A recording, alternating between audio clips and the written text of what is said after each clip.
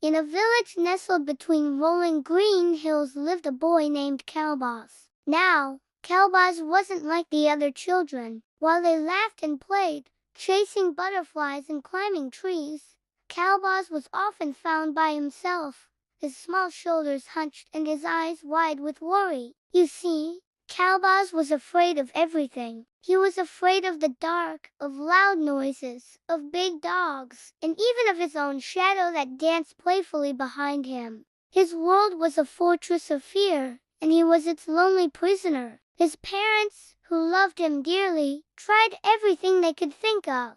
They left a nightlight on in his room. They read him stories of brave knights and fearless adventurers, and they assured him there were no monsters under his bed. But the fear clung to Qalbaz like a second skin. What if the light goes out? He'd whisper. What if the knight's sword breaks? What if the monster is hiding in the closet instead?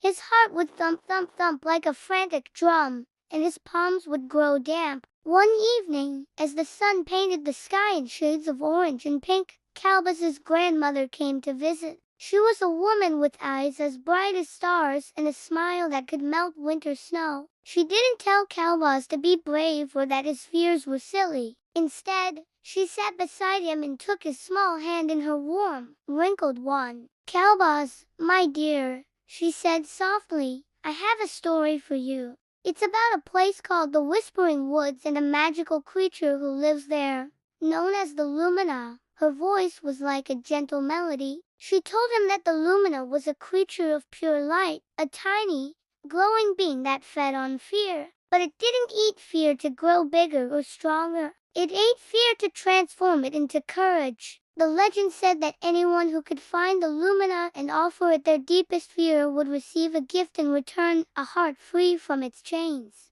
Qalbaz listened, captivated. The idea was both terrifying and wonderful. Give away his fear? He didn't know if he could, but the thought of a heart without the constant drumming, it was a tempting one.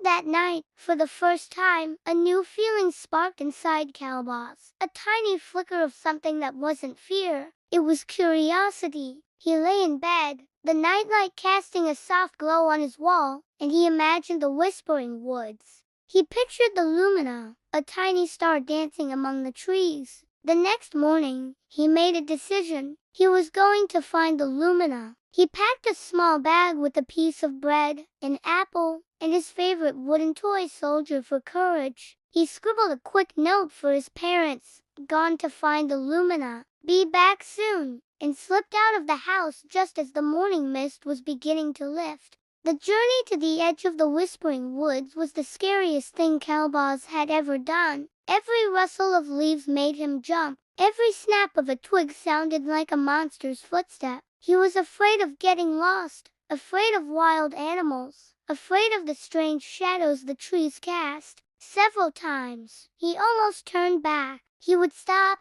his heart pounding, his body trembling, and he'd clutch his little wooden soldier. He'd close his eyes and picture his grandmother's warm smile, and the image of the little glowing Lumina. He'd take a deep breath, and then another, and then one more step forward. As he finally reached the entrance to the woods, the trees loomed over him like silent giants. It was darker here, and the air was cooler. This was it, the place from the stories. He took a hesitant step inside. The woods were strangely quiet. Not a scary quiet, but a peaceful one.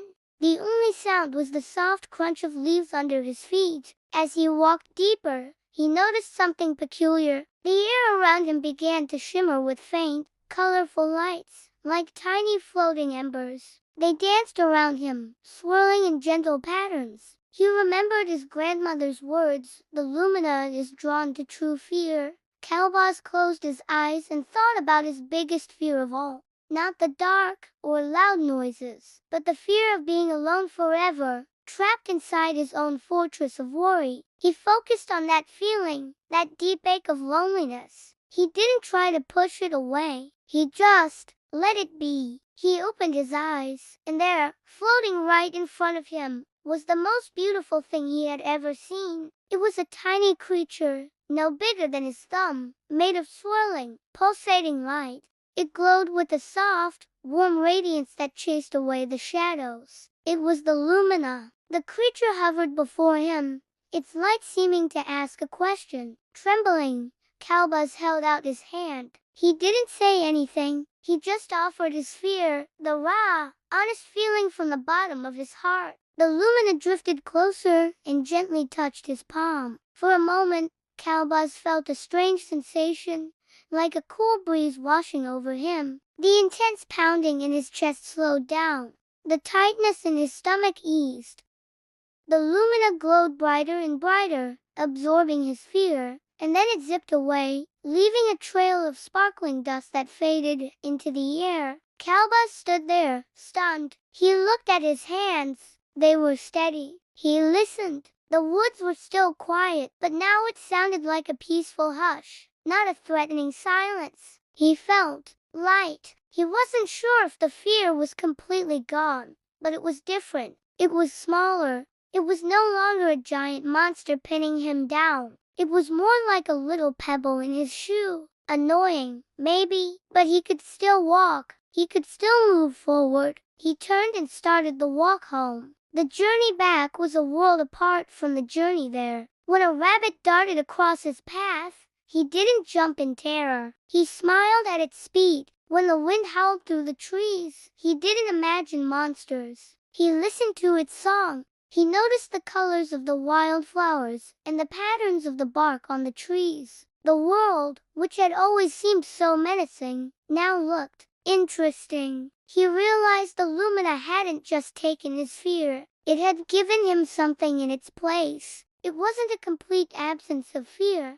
but the space for other things to grow: curiosity, wonder, and a quiet confidence he'd never felt before. When he arrived home, his parents rushed out, their faces etched with worry that quickly turned to relief. They hugged him tightly, asking where he had been. Qalbaz just smiled. That night, he asked his father to turn off the nightlight. He lay in the darkness, and while a flicker of the old fear was there, it didn't overwhelm him. He thought about the Lumina and the shimmering lights. He realized that courage wasn't about never being afraid.